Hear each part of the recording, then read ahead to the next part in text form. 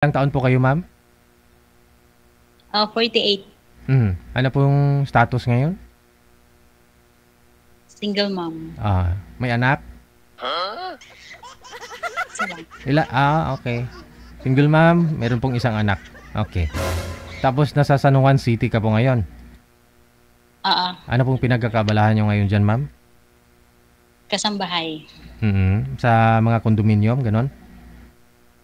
Hindi, sa ano kami? Subdivision. Okay. Hiwalay po, ma'am, no? Sa asawa? Yeah. Bakit po naman naghiwalay kayo? So, makabilang bahay. Sino? Ikaw? Si Mr. Bakit po? Malayo ho kayo? Oh, yeah. Bali... Before Saan po ba yung mister ninyo? Bicol. Tapos ho, dito ka sa Maynila, saka ho kayo naghiwalay? No, matagal na kaming hiwalay. It's 20 years na. Yung anak po ninyo, ilang taon na po yung anak mo? 28. Tagal na, no? So, may naging boyfriend ka po ba ulit? From before, mayroon. Kaya na LDR din, di rin nagkaanohan. So, ngayon po, anong hanap ninyo? Yung malapit ho sa inyo? Dito lang ho sa NCR? Gusto mo? Wag na. Pag may malayo, okay na. Pero NCR, wag na. Dito, di ba, dito ka lang sa San Juan City? Yes. Ang gusto mo malayo sa'yo? Bakit ho? Sige, kahit saan na lang. Pa? Sige, kahit NCR, okay na yan. Ano pa ba yung gusto nyo? Baka ho meron, no? Baka ho merong gustong kakausapin ka, at least alam nila, no? Para mag-PM sila dito sa hotline. Anong prefer mo? Ang prefer ko, basta yung mabait. May stable job. Hindi ho natin kasi masasabi na mabait yung makakausap mo eh. Kasi kung magsama na ho kayo, saka mo malalaman talaga kung mabait eh. Kung makausap mo na kayo talaga. Halos karamihan pag dito sa live, mabait talaga kausap yun. Bali may stable job ang gusto mo. Yeah.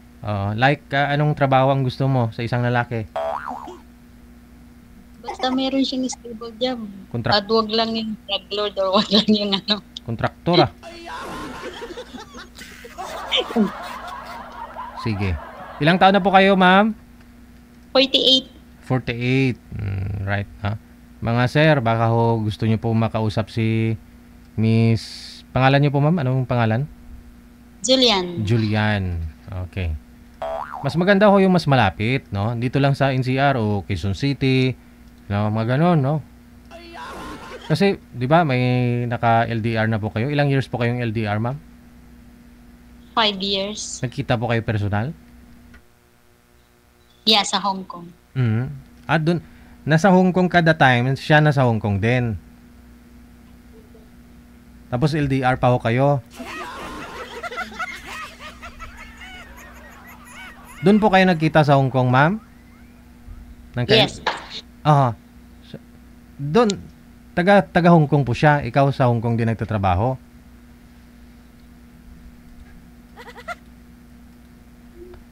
Sa Canada siya. Ano daw?